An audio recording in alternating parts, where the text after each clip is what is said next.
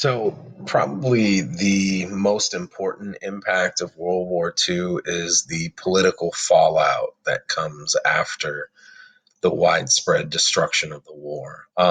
After two total wars in 40 years, Europe and the states of Western Europe are exhausted. They are financially, they are politically, they are ideologically tapped out. Um, the power structure of the world begins to change after, even during World War II, but especially after World War II. The states of Western Europe lose their prominence and their place as the dominant powers of the world. And what replaces that in terms of the geopolitical spectrum is essentially two superpowers, the Soviet Union and the United States. And in the aftermath and in the exhaustion of World War II, um, there is really no other competition. The Soviet Union and the United States are the clear and dominant superpowers. All of the other states of the world are simply allies who fall in essentially in step with one of these two superpowers. And we'll talk about that more when we get to the Cold War and we start talking about the First World, Second World, and Third World. Now, one of the other really big impacts that the end of World War One brings about is decolonization. Because of the financial exhaustion, because of the Japanese success in Asia, widespread nationalism across Asia and Africa begins to really break the hold that Western Europe had on the rest of the world for the past 140 years or so. Um, Now, this is not just financial and economic in nature, it's also ideological as well, because much of the world sees World War II as the ultimate failure of Western so called enlightened society. That this supposedly dominant culture and this supposedly superior race has now, for the second time in the first 50 years of the 20th century, brought the most destructive event in human history down upon everyone's heads. And so the faith in Western democratic society is absolutely shaken to its core. At the same time, many of the people around the world, the majority of the world, also sees the hypocrisy in Western democratic societies fighting a war to limit the expansion of Japan and Germany when they spent the previous century and a half doing essentially the same thing in Africa and Asia. So this is going to really begin to break the hold that Europe has on Africa and Asia. And within 25 years of the end of World War II, most of Africa and most of Asia are going to gain their independence from colonialism within the next decade or two. Um, Now, one of the other things that World War II does politically is it essentially shines a light on the massive strength and the massive industrial and military capabilities of the Soviet Union. And this creates an opening for the Soviet Union to begin to expand its communist ideology around the world. Most of Eastern Europe, sometimes willingly, most times unwillingly, fall under the influence of the Soviet Union and Soviet communism.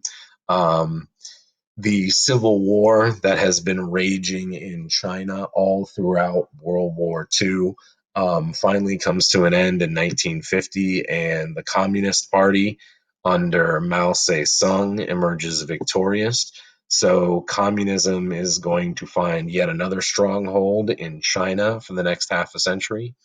But perhaps the most enduring legacy um, is the creation of international organizations. And this is a precedent that you still see in the world today. After 40 years of incredibly destructive war, there is an effort on the part of both sides in the Cold War to create international organizations designed to help monitor and maintain world peace. So, in the immediate years after World War II, you see the formation of the United Nations. You also see the two major military alliances, NATO and the Warsaw Pact, begin to form. But you also see the creation of um, international organizations to regulate and help balance and um, settle problems on more than just political fronts. In terms of the global economy, you see the creation of things like the World Bank and the International Monetary Fund. Within Europe, you see the beginnings of the European Union in the late 60s, 1970s. And this is going to become a trend also. The division of the Cold War is going to lead to the creation of these more local, continental, regional organizations like the European Union. It also leads to the creation of kind of pan national movements like Pan Africanism, Pan Arabism, where the regions of the world that have been dominated by Europe, since the 1800s, or feel dominated during the Cold War by either the Soviet Union or the United States, begin to pool their resources and their manpower to create regional blocks that can withstand pressure from these two major superpowers. Right. So this is essentially what the world is going to look like post World War II. Essentially, you have the what's known as the First World, which is the United States and her NATO and democratic, quote unquote, allies. On the other side, you have what's known as the Second World, which this is the communist bloc, the Soviet Union, China, and their communist allies. Now, there are numerous states, especially in Africa and Asia, that don't align either way with one of these two superpowers, but they are under constant pressure throughout the later half of the 20th century to essentially pick a side. And that's going to be the focus of the next unit on the Cold War. Now, unfortunately, World War II and even World War I introduces a new word into our vocabulary, and that word is genocide. And this is a topic that many people are familiar with the word genocide, mainly in association with the Jewish Holocaust under the Nazis, but that is by no means the extent of it. Because of increasing industrialization, mechanization, the advance of technology, um, we gain the power to kill each other by the millions, to slaughter entire populations en masse. And because of the racial and ethnic and ideological aspects of World War II, we get introduced to the idea of genocide, which is the attempt to exterminate an entire group of people based on race, religion, nationality, or condition, right? And there are numerous examples of this during the world wars and afterwards. During World War One, the Ottoman Empire um, murders roughly 1 million Armenians that live in their empire after Armenian rebels support the Russian army. In World War II, under the Nazis, 6 million Jews and another 1 to 2 million group of what the Nazis see as undesirables. This includes gypsies, homosexuals, the mentally and physically handicapped are rounded up and systematically exterminated in concentration camps, as well as through the youths of what's known as the Einsatzgruppen, which are essentially death squads that are attached to the German army, whose job is to follow behind the army and round up these so-called undesirables and exterminate them. And the Einsatzgruppen are very prevalent in the German invasion of the Soviet Union, which leads to further atrocities by the Red Army when they entered Germany later on in the war. The Japanese army exterminates through execution and forced starvation somewhere between 15 to 19 million Chinese civilians during World War II. Post World War II,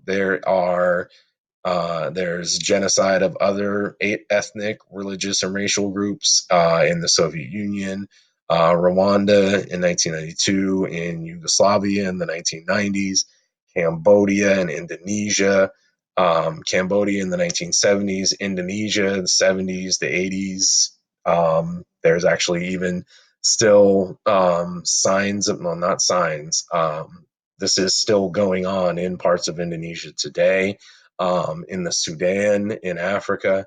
Over the past 10 years, there's been large scale ethnic atrocities going on, bordering on genocide as well. So, unfortunately, for all of the heroicism and the courage and the bravery that is associated with World War II, because again, we were on the winning side and winners get to write the history books. World War II introduces us to probably the darkest side of human nature and kind of explores the nastiest possibilities of our capabilities in terms of destroying one another. Now, this final slide, I'm going to leave this here for you guys. Now, like I said, most of you are familiar with genocide through the lens of the Jewish Holocaust in World War II. However, that is not the full picture and the full extent.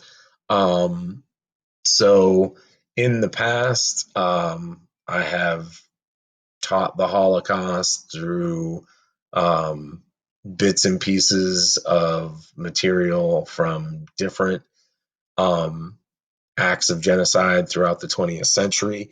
However, unfortunately, it's not well received by the people in charge because they are worried that it is too graphic and not something that's appropriate for this level of education.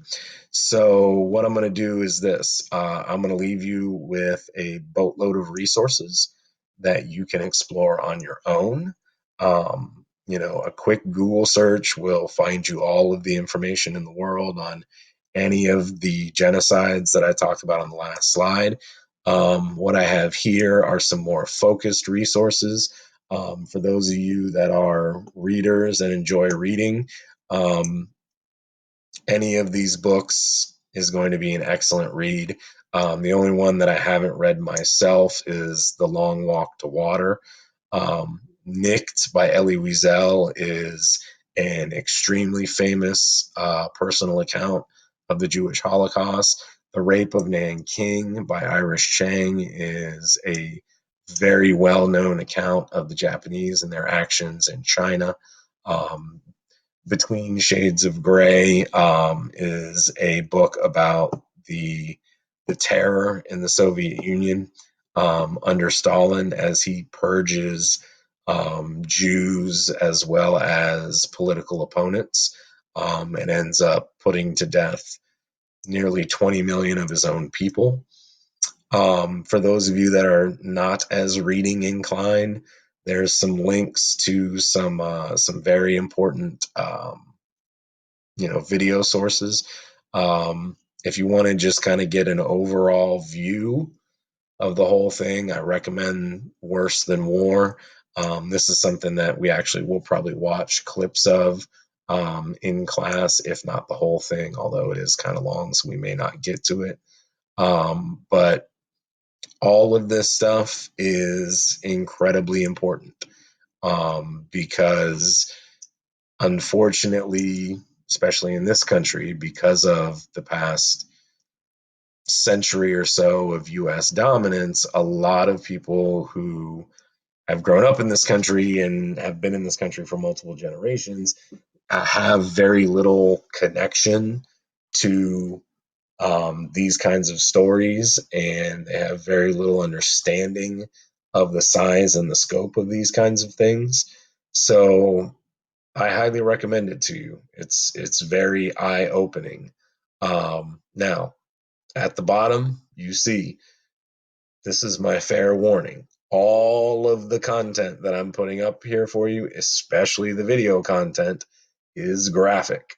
The documentary on the Einsatzgruppen is filled with actual video footage from the German Reich itself, um, showing mass executions, the destruction of entire villages.